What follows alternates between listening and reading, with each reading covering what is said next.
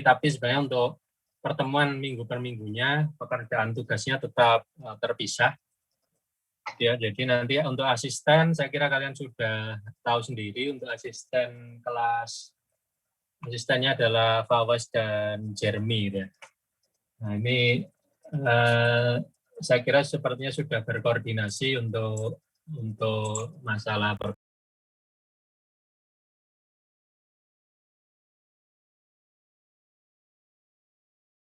dengan ini dulu. Sebentar.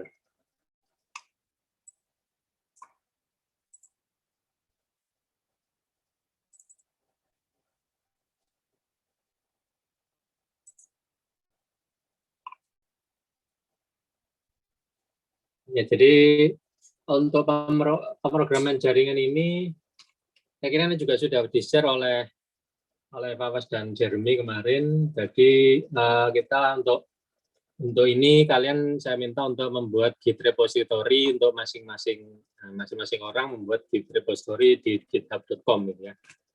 Ya mungkin tidak harus di GitHub, tapi yang jelas harus dapat diakses secara mudah gitu ya oleh publik, jadi supaya gampang diakses gitu aja. Yang gampang diakses saya kira GitHub ini lebih umum, lebih mudah create-nya, jadi seperti itu. Kemudian kalian juga harus memahami cara kerja Git repository untuk membuat branch, untuk pindah-pindah branch, pindah branch. Jadi nantinya contoh-contoh program akan diletakkan di Git repository ini untuk kemudahan. Jadi sehingga kalian saya minta untuk bisa mengoperasikan Git ini. Tapi kalau jika tidak, mungkin bisa minta bantuan asisten untuk memandu kalian. Terus bahasa yang digunakan untuk pemrograman jaringan ini adalah Python versi 3.8 ke atas ya. 3.8 ke atas yang akan kita gunakan. Kemudian IDE atau editor yang menurut saya paling nyaman, kita bisa menggunakan PyCharm Edu atau menggunakan PyCharm profesional. Jadi Edu dan profesional itu lebih nyaman yang profesional, di mana lisensi bisa kalian dapatkan dengan email @mhsitacid. Ini yang profesional, walaupun setahun sekali harus memperbarui, namun ini kalian walaupun mungkin kalian kalau sudah punya akun di situ dan sudah verifikasi, mungkin kalau sudah nggak kuliah pun juga masih bisa gitu ya, kalau menggunakan akun ITSACID. Saya kemarin saya coba masih bisa untuk akun pendidikan ini, tapi coba kalian coba lagi. Saya belum ngecek lagi yang dalam waktu dekat barusan ini. Tapi saya harapkan bisa menggunakan PyCharm ini ya, karena saya anggap yang paling gampang, paling mudah untuk dioperasikan ya ini. Tapi yang mungkin ada yang paling enteng lagi itu menggunakan CLI, command line interpreter ya. Tapi itu mungkin kalau masih belajar itu mungkin agak kesulitan karena banyak repetisi yang harus dilakukan, mungkin bisa jadi membosankan. Jadi saya sarankan menggunakan PyCharm ini untuk keperluan belajar dan sebagainya. Nah, kemudian tugas dan evaluasi. Tugas evaluasi ini ada dua jenis. Saya membuat tugas dan evaluasi ini sama seperti kuliah-kuliah saya yang lain, bahwa saya akan membuat tugas itu agak banyak gitu ya. Tugas agak banyak, namun porsi bobotnya itu tidak ada yang mendominasi. Jadi saya harapkan kalian dapat mengerjakan semua tugas yang diberikan agar bisa lulus gitu ya. Agar bisa lulus, semua tugas diberikan harus bisa dikerjakan. Dan ini harapan saya tidak ada, ya pasti akan ada deadline, tapi deadline tadi tidak akan menentukan ketidaklulusan kalian. Yang jelas saya minta bahwa ada usaha yang sungguh-sungguh gitu ya dalam menyelesaikan tugas. Jadi walaupun nggak bisa atau kesulitan, tolong ngomong ke asisten untuk mungkin dibantu konsultasi, diskusi, dan sebagainya. Jadi saya harapkan ini kuliah ini adalah benar-benar progres belajar, dan itu bukan mengejudge sekalian itu lulus tidak lulus, tapi lebih ke progres belajarnya gitu ya.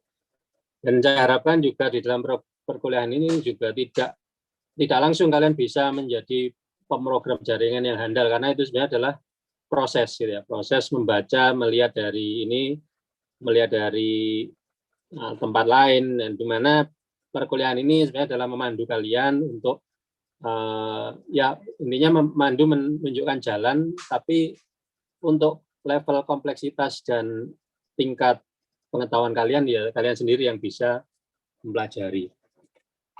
Dan saya kira hal itu tidak sulit zaman sekarang ini, karena tutorial teknik-teknik itu banyak sekali di internet, dan semakin banyak kalian mempraktekkan hal-hal itu akan menjadi hal yang hal yang bagus gitu ya untuk karir kalian di setelah mungkin setelah kuliah. Ya. Jadi pemrograman ini tidak ada ruginya untuk dipelajari, ya, walaupun kalian ini jadi analis atau apapun, ini akan tetap berguna gitu, karena logic thinking ini akan selalu diperlukan di dalam karir profesional. Jadi tugas ada 8, di mana tugas ini nanti kan ada tugas individu sebanyak 5, submit ke classroom ya nantinya. Kemudian ada tugas kelompok, di mana tugas kelompok ini demo ke asisten, kemudian ada ETS dan AAS ya. Kemudian mekanisme submisi tugas akan kita bahas nantinya di per tugas, tapi nanti akan juga mekanisme tugas ini saya harapkan semua bisa dideploy di simulator. Simulator ini nanti akan juga saya jelaskan nanti di setelah ini. Tapi saya kira kalian sudah linknya mungkin apakah sudah dapat dari asisten link untuk tutorialnya GNS 3. Ya kalau sudah. Belum saya kirim tadi sih Pak. Oh iya nanti aja ya nanti. Oke. Ya nanti saya tunjukkan dulu, nanti oleh asisten akan dikirimkan ke kalian, nanti dicoba. Ya mungkin ada sedikit masalah ya nanti didiskusikan, karena saya menggunakan tutorial tadi menggunakan Linux ya. Jadi mungkin kalau yang pakai Windows mungkin atau Mac bisa jadi ada perbedaan. Jadi mungkin nanti bisa didiskusikan. Kemudian mekanisme substitusi tugas yang lain adalah demo ke asisten. Provinsi online akan diberikan ini nanti akan ya ini saya lupa saya belum membuat recordnya, nanti akan diberikan oleh asisten untuk kode aksesnya. Nah kemudian ini adalah topik-topik yang akan dibahas di pemrograman jaringan ini. Sebagian besar ya memang saya lebih mengeneralkan dari topik-topik yang akan kan tidak seperti di rancangan pembelajaran di RP yang secara detail, tapi ini secara garis besar adalah seperti ini.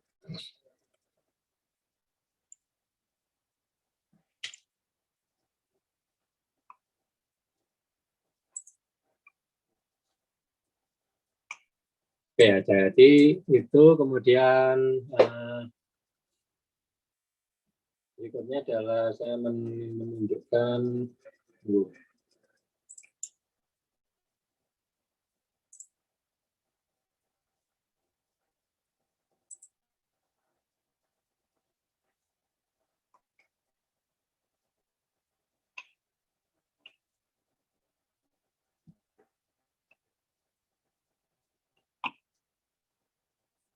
kemudian kita akan bahas dulu tentang pemrograman jaringan, overview tentang pemrograman jaringan sebentar.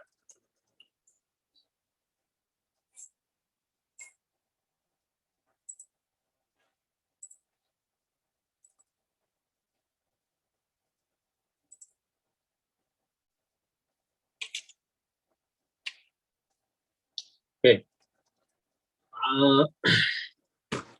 Pemrograman jaringan ini sebenarnya sudah pernah dibahas juga di beberapa materi dalam pemrograman jaringan, sudah pernah dibahas di jaringan komputer.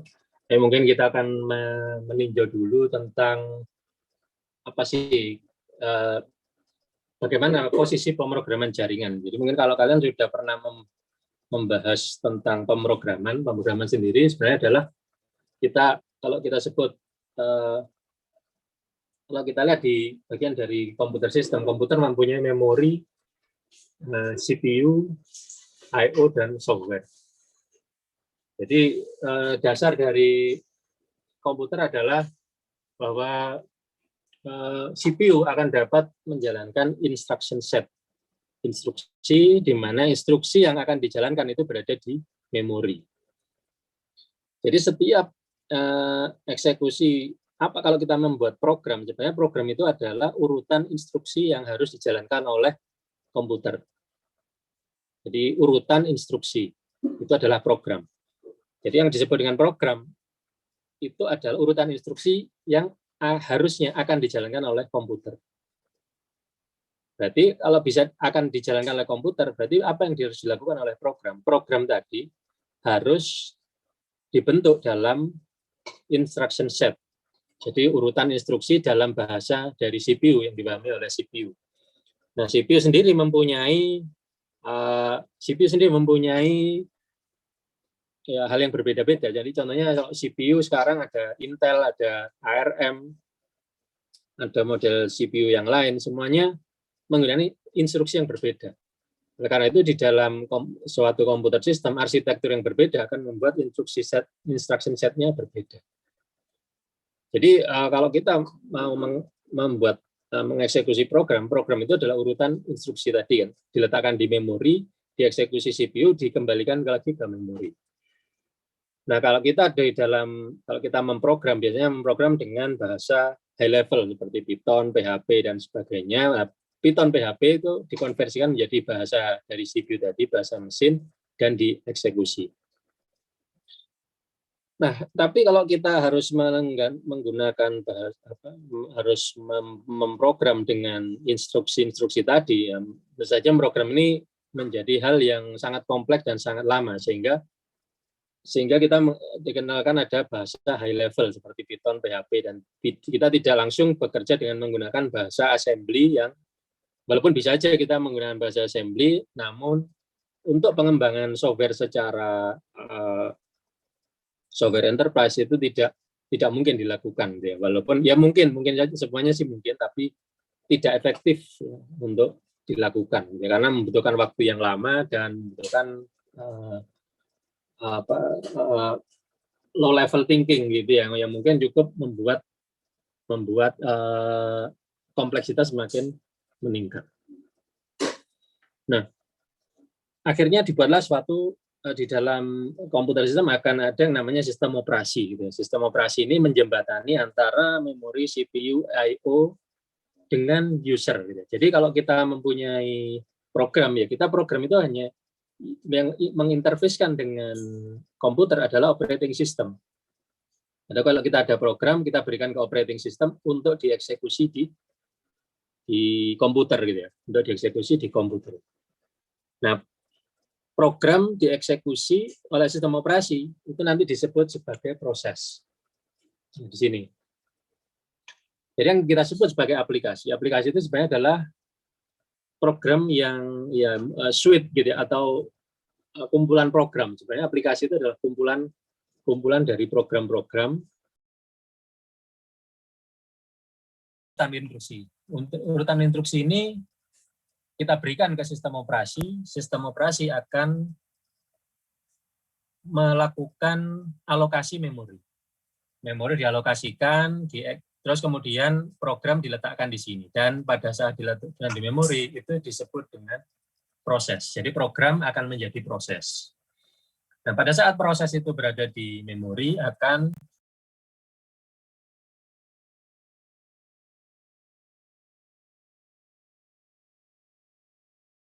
yang namanya CPU,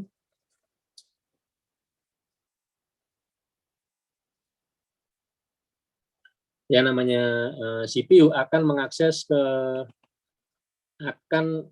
mengambil data di memori dan menunggu instruksi dari operating system untuk mengambil di bagian memori mana yang harus dilaksanakan oleh CPU.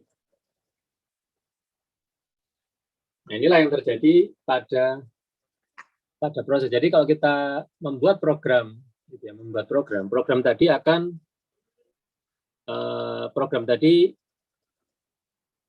ya di sini ya, program di-load ke RAM kemudian dieksekusi. Ini yang menyediakan adalah sistem operasi. Jadi user membuat program, program diletakkan di storage ya seperti kalau kita mengakses ke Windows, kita lihat di mana di layar Explorer gitu kan ada file program. Kita eksekusi dengan cara apa? Biasanya kita jalankan dengan double klik. Ya, jadi user berinteraksi dengan mesin dengan menggunakan graphical user interface, dieksekusi di load ke RAM, dimuat ke RAM, kemudian dieksekusi. Eksekusi ini akan membuat program menjadi proses. Karena di dalam operasinya ini ada banyak user atau banyak program yang dieksekusi. Seperti kalau kita menjalankan Windows, kita bisa saja menjalankan beberapa aplikasi sekaligus di dalam itu, ya berarti akan ada banyak proses di situ. Nah, proses ini akan ada di memori dan sistem operasi akan bertanggung jawab dalam melakukan penggiliran kodenya siapa yang harus dieksekusi. Kodenya siapa yang harus dieksekusi, jadi OS akan melihat ini. Proses A ada di memori ini, jalan, kembalikan lagi, dan begitu seterusnya. Ini semua sudah ada di pelajaran sistem operasi ya. Itu semua sudah dibahas di situ tentang bagaimana proses manajemen dan sebagainya.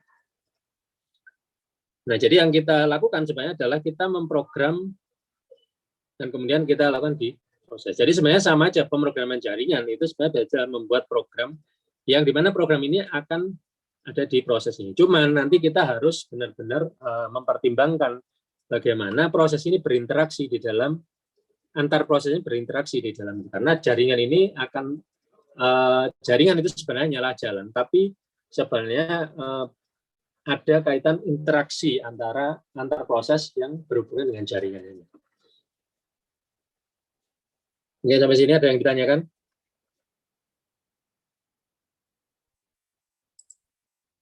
Ya, kalau mau bertanya langsung aja, silakan di unmute ya. Bisa unmute enggak? Halo partisipan to unmute themselves ya. Bisa langsung, kalau mau bertanya langsung aja. Nah, problem dari ini adalah, ini mungkin problemnya dari sistem operasi. Jika multi user di dalam, jadi misalnya gini, ada program atau proses yang berada dalam satu komputer gitu ya, satu sistem komputer, server, laptop dan sebagainya itu sama-sama sistem komputer, di mana sistem komputer mempunyai memori. Nah, memorinya kan terbatas, ya, memorinya terbatas. Nah, sehingga akan ada masalah pada time allocation berhubungan dengan CPU, karena CPU ini semakin banyak proses yang ada di sini, maka akan semakin sibuk juga CPU. Ya seperti halnya gini, kalau saya misalkan di kelas ini, kalian yang bertanya ada 20 orang, maka saya harus melayani satu persatu. Satu persatu 20 orang bertanya. Nah, ini akan membuat saya sebagai processing unit akan sibuk untuk melayani itu. Nah, semakin banyak proses yang meminta layanan ke CPU, maka ya tentu saja time allocation akan semakin ini. Dan ini ya tentu saja semakin sibuk, gimana kalau ada satu hal yang diperebutkan waktunya oleh banyak hal, ya pasti akan terjadi apa? Ya exhaustion atau kehabisan. Nah, sehingga problemnya adalah, salah satunya adalah time allocation. Kemudian karena number of users increase, cannot use the same room, tidak bisa menggunakan alat memori yang sama. Nah, karena tidak bisa menggunakan memori yang sama lagi, ya, sehingga kita tentu saja harus menambahkan prosesor lagi, gitu ya, prosesor lagi. Nah, ini yang menjadi solusi adalah menggunakan sistem terdistribusi, di mana sistem terdistribusi adalah kita bisa proses-proses ini akan bisa kita distribusikan ke CPU lain di komputer yang lain atau server yang berbeda. Nah, tapi bagaimana cara itu bekerja sama? Kita harus menggunakan jaringan untuk berkomunikasi. Nah, itu yang akan yang terjadi gitu ya.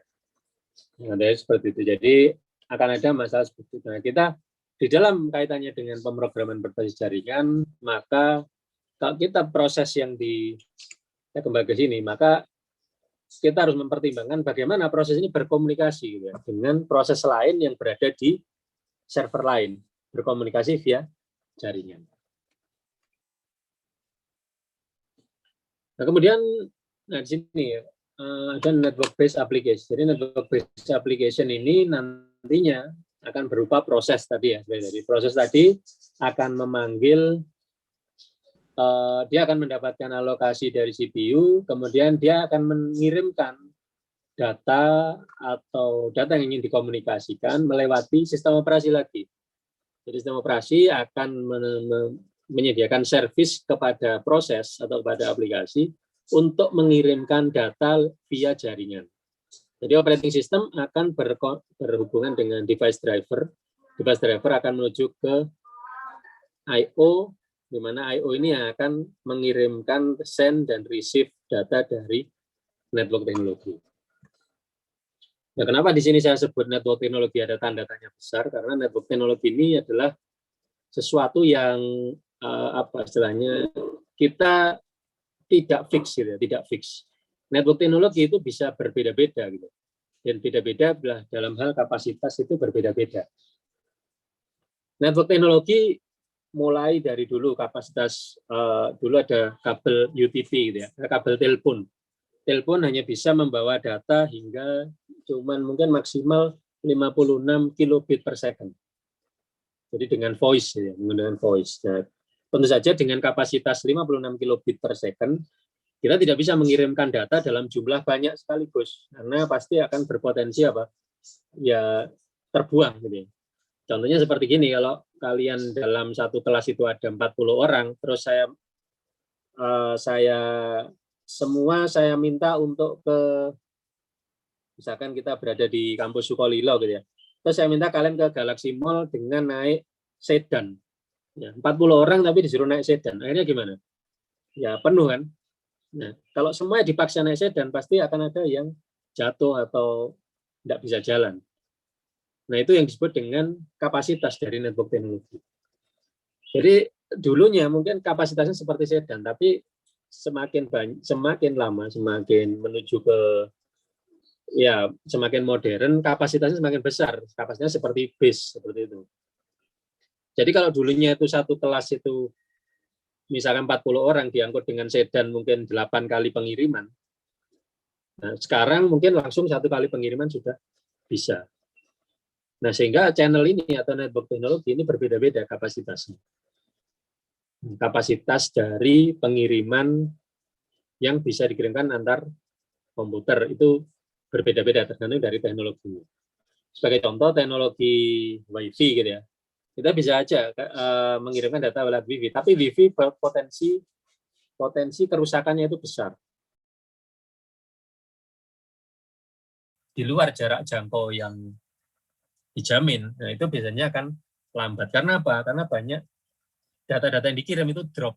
Ya, drop karena apa ya? Karena interferensi dan macam-macam. Sehingga biasanya yang paling reliable adalah menggunakan kabel atau menggunakan fiber.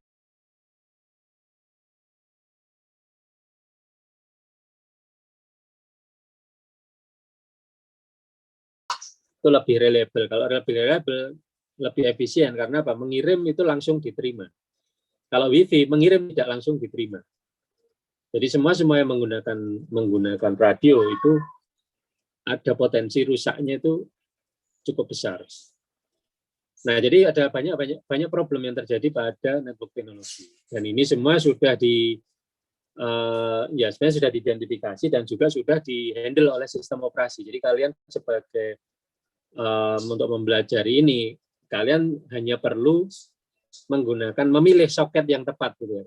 Jadi di dalam sistem operasi sudah disediakan mekanisme error control dan sebagainya. Jadi nanti kalian hanya tinggal menggunakan soket library untuk mengirim data dan menerima data dari jaringan.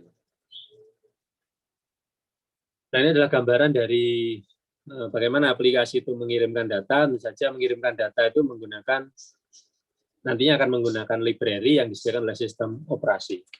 Nah, ini adalah jalur kalau kita mengirim itu proses mengirim, menerima ya tinggal menerima. Jadi seperti ini. Jadi kalau kita punya banyak proses yang harus di-handle di sini, program yang harus di-load dan dieksekusi di situ. Contohnya seperti web server. Web server adalah jadi setiap user harus dilayani oleh satu proses. Jadi semakin banyak user, semakin banyak proses. Dan sehingga dari situ apa? Memori terbatas, sehingga bisa jadi akan ada masalah jika dalam satu komputer sistem kita menggunakan sebagai server, itu akan menjadi penuh pada satu saat dan tidak bisa lagi menampung proses yang baru. Itu seperti itu. Nah, jadi di dalam satu aplikasi bisa jadi akan ada banyak proses di dalam menggunakan jaringan. Sebagai contoh di dalam browser ya. Browser ini di dalam browser kalau kita membuka halaman misalkan ITS-SID, ITS-SID di dalam browser itu tidak di-handle oleh satu proses, tapi ada banyak proses yang melakukan itu. Nah, masing-masing proses mempunyai tanggung jawab sendiri-sendiri. Sebagai contoh ada proses untuk sending dan receiving. Jadi data dikirimkan di background, mengeksekusi JavaScript juga dilakukan di background, proses rendering dilakukan di foreground, jadi menggambar ke layar. Jadi ada multi proses yang ada terjadi dalam sebuah aplikasi. Nah, untuk membuat network apps ya kita hanya tinggal menggunakan socket library yang disediakan oleh sistem operasi. Ya, ada pertanyaan?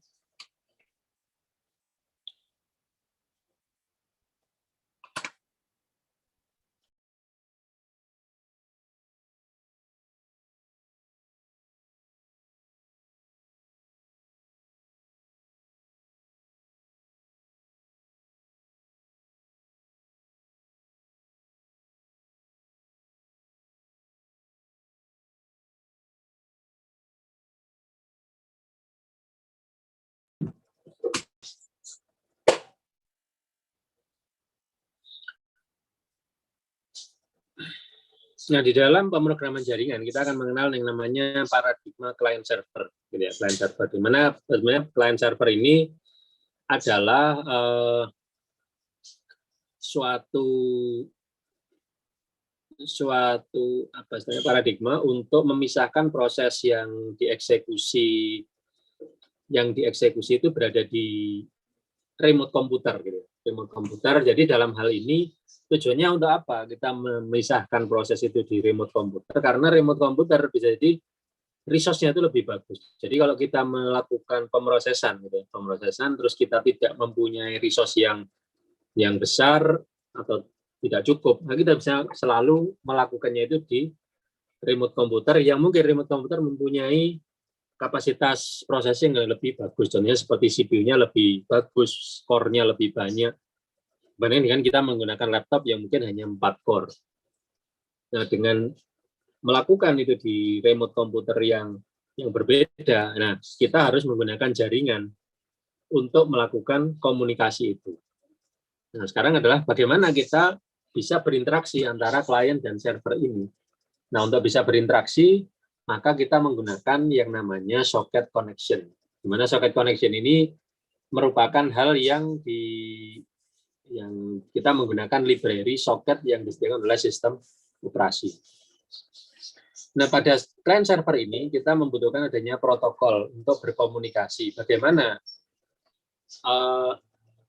Jadi kalau kita mengirimkan, misalkan kita berkomunikasi gitu ya, saya dengan seseorang gitu berkomunikasi. Berkomunikasi itu pasti akan ada tata caranya. Contohnya seperti ini. Kalau saya bertanya dan saya menjawab, itu pasti berbeda. Pasti berbeda. Saya bertanya dengan saya menjawab, itu berbeda. Ya, kita sebagai manusia pasti sudah bisa membedakan, tapi untuk mesin ini sesuatu yang harus dibedakan secara eksplisit. Nah, kalau kita sebagai manusia bertanya tinggal apa istilahnya menaikkan intonasi dikit sudah seperti bertanya gitu ya. Padahal sebenarnya kan Padahal sebenarnya tidak ada hal yang eksplisit, tapi itu manusia. Manusia bisa belajar dari konteks yang ada. Tapi bagi mesin, kalau kita membuat sebuah program untuk berkomunikasi, kita harus jelas, kita harus eksplisit. Message yang kita kirimkan itu sebenarnya bertanya atau menjawab. Nah, di situ akan dibedakan. Makanya akan ada respon dan request message. Apakah kita merespon, apakah kita merequest? Itu harus dipastikan. Kemudian problemnya adalah bagaimana kita memformat message yang untuk request, nah bagaimana kita memformat message untuk respon. Nah, kenapa format ini diperlukan? Nah, kalau format itu tidak ditentukan, maka akan terjadi kebebasan mengirimkan data, dan kebebasan ini akan menjadi hal yang merugikan karena kebebasan ini bisa jadi akan ya sebagai contoh seperti ini. Kalau saya mengirimkan gambar dengan mengirimkan teks, apa bedanya? Maka sama-sama dikirimkan via jaringan. Nah, sehingga kan untuk membedakan antara teks dengan image, itu kan harus ada format tertentu di dalam pengirimannya. Nah, sehingga kita akan membutuhkan adanya protokol, di mana protokol ini hubungannya adalah dengan bagaimana merespon request dan bagaimana menentukan format yang tepat dalam pengiriman tadi, dalam komunikasi tadi. Nah, saya kira untuk ini bisa dibaca sendiri untuk sisanya ini ya. Saya kira ini semua sudah pernah dibahas di jaringan komputer gitu ya. Jadi mungkin kalau diulang lagi, protokol mendefinisikan format ya, format, kemudian format itu adalah bentuk data yang harus dikirimkan, kemudian urutan dari pengiriman data yang diterima dan action yang dilakukan pada saat message itu diterima atau direspon atau saat di request.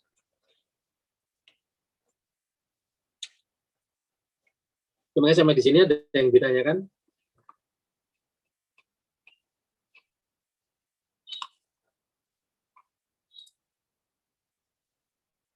Oke, kalau nggak ada, saya akan menuju ke ya. Jadi pada desain nanti kalian akan memprogram menggunakan socket library dengan bahasa Python, gitu ya. Dengan bahasa Python. Nanti kita akan lanjutkan di minggu depan untuk kita masuk ke materi dari pemrograman jaringan yang pertama. Nah, sekarang mungkin saya akan tunjukkan bagaimana cara kalian mengakses ke ini ya, virtual simulator gitu ya. Oke, jadi simulator ini nantinya kalian akan menggunakan yang namanya GNS3 gitu ya, GNS3. Jadi mungkin kalau coba aja cari di internet namanya GNS3. Cuma nanti akan di-share oleh asisten ini ya. Akan di-share oleh asisten tutorialnya ya. Bentar.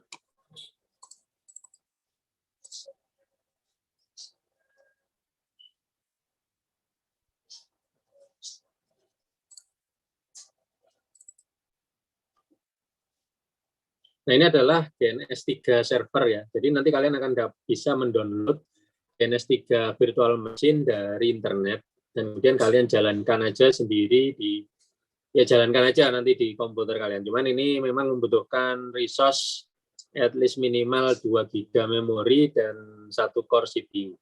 Jadi nanti kalau kalian ingin akan mengerjakan tugas yang diberikan, ya kalian harus menjalankan ini, kemudian mendownload topologi dari yang diberikan gitu ya. Oke, jadi ini adalah jenis yang sudah jalan di komputer saya. Jadi menjalankan VirtualBox ya. Menjalankan VirtualBox. Nah, saya ini dulu.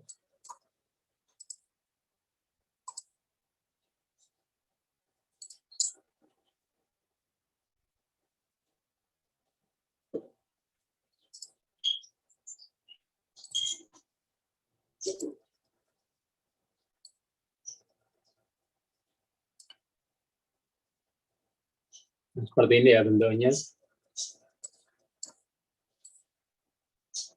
Jadi kalau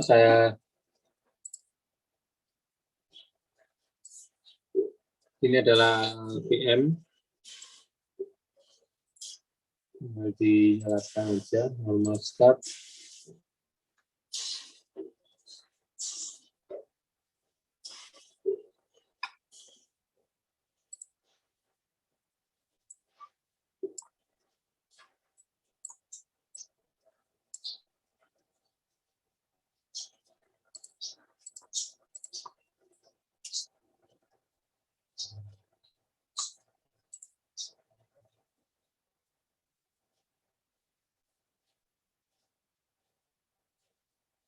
Yang sudah nyala, kemudian kita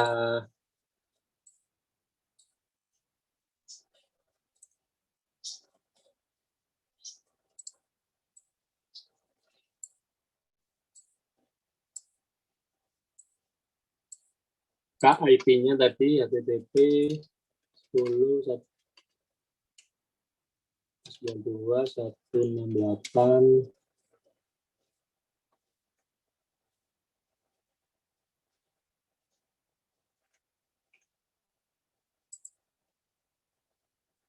99106.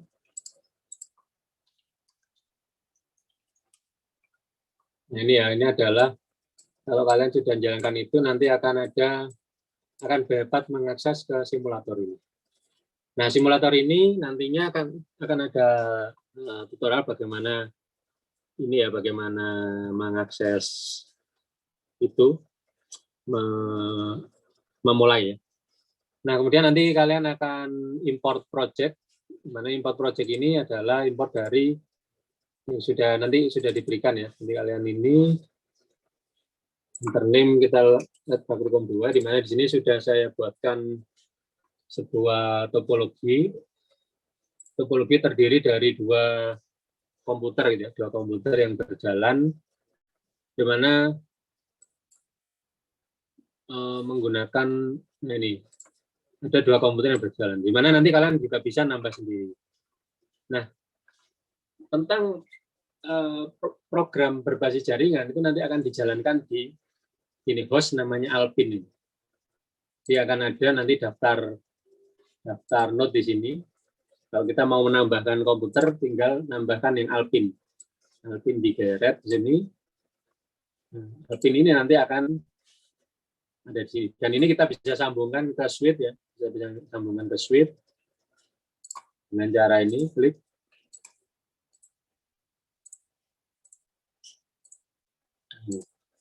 Nah, untuk bisa menjalankan semua, kita harus mengeksekusi semua. Jadi start resume all nodes ini. Ini akan nyala semua ya. Nah, kalau kita lihat sini, ini sudah mempunyai IP 192.168.19.111, Alpin 2 punya IP 112 ini. Jadi kita bisa menjalankan di sini, misalkan ngeping ke 192.168.199.111 ya. Ini kalau mau menghentikan tidak bisa kita menggunakan Ctrl C tapi Ctrl Z. Ctrl Z, jadi tekan Ctrl Z untuk menghentikan program yang berjalan. Nah, di situ kita juga bisa menjalankan paket capture tapi yang berbasis teks ya, seperti T-Sharp ya. T-Sharp kita bisa mengakses seperti ini, misalnya kita ngeping ke 112, ping 192.168.19.112. Kita lihat sini yang di Alpin 2 akan muncul ininya ya, capture dari situ. Seperti itu. Kemudian kita juga bisa menjalankan program Python dengan Python 3. Langsung aja nanti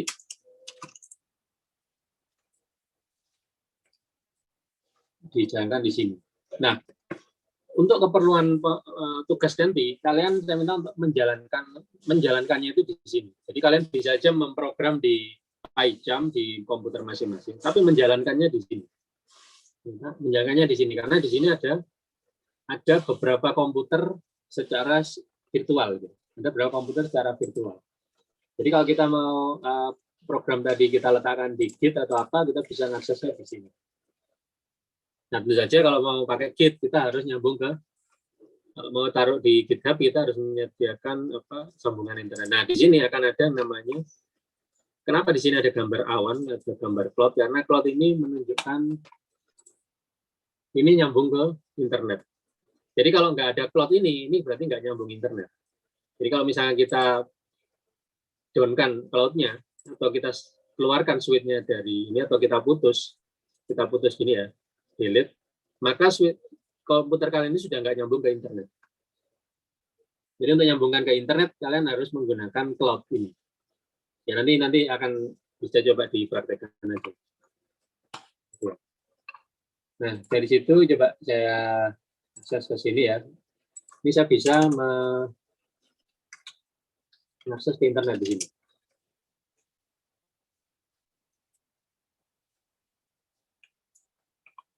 Nah, ini berarti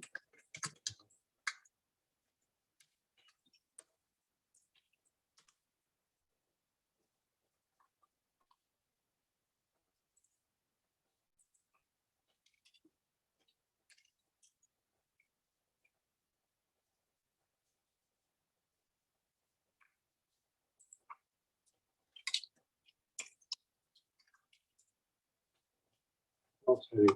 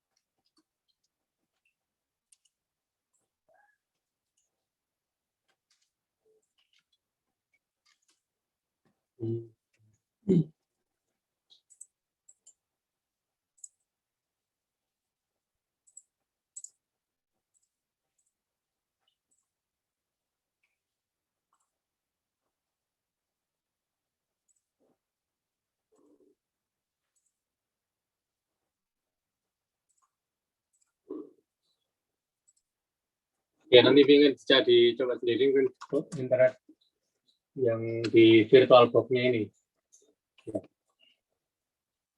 Ya, jadi pada dasarnya adalah bahwa kita akan bisa mengeksekusi program Python ini di sini gitu ya. Ada Git, ada Python, dan kemudian juga ada nanti akan ada Scapy. Gitu. Di Scapy ini adalah program Python memang dikhususkan untuk mengcapture data-data yang ada di jaringan. Oke. Jadi seperti itu. Ya nanti mungkin akan di-share oleh asisten ya untuk ini. Dan kemudian nanti pada saat selesai ya percobaan ini nanti itu biasanya akan di capture, kemudian itulah yang akan di submit juga. Dan di capture kemudian di submit hasil capture-nya atau hasil programnya gitu ya. Jadi seperti itu. Dan juga kita juga dimungkinkan untuk menginstall, tapi tidak semua, karena ini bukan full feature mesin gitu ya, bukan full feature node, jadi tidak semua aplikasi itu bisa diinstal di sini. Jadi Ya kalau bisa tidak apa-apa, tapi ada beberapa tidak bisa berjalan seperti yang full feature ya, karena ini adalah Docker container yang dijalankan di dalam sebuah virtual machine. Jadi mungkin kalau ada yang tidak kompatibel, ya itu memang sudah wajar seperti itu. Tapi padahal enggak, untuk mengerjakan tugas-tugas ini bisa dilakukan. Oke.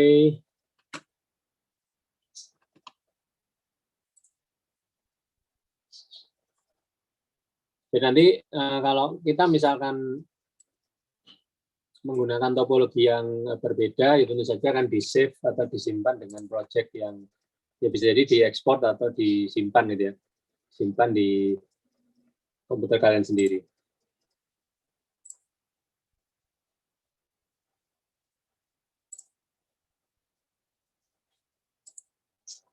Nah, ini semua akan jalan di komputer kalian sendiri. Jadi tidak ada server khusus, sebenarnya semua akan jalan di komputer kalian sendiri untuk mengerjakan secara mandiri.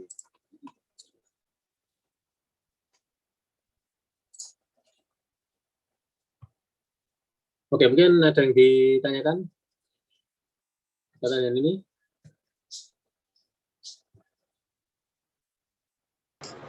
Belum, Pak. Ya, belum ya.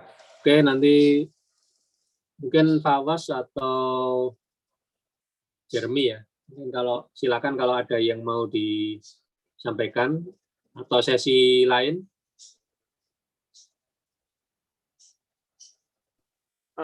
Sepertinya tidak sih, Pak.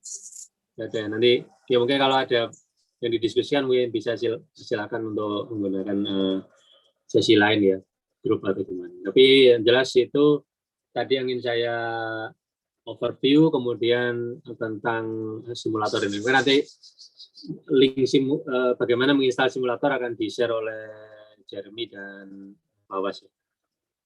Oke, kalau nggak ada pertanyaan, saya akhiri dulu ya. Semoga bisa lancar semua proses perkuliahan di semester ini. Oke, saya akhiri. Assalamualaikum warahmatullahi wabarakatuh. Waalaikumsalam. Terima kasih, Pak. Saya akhiri.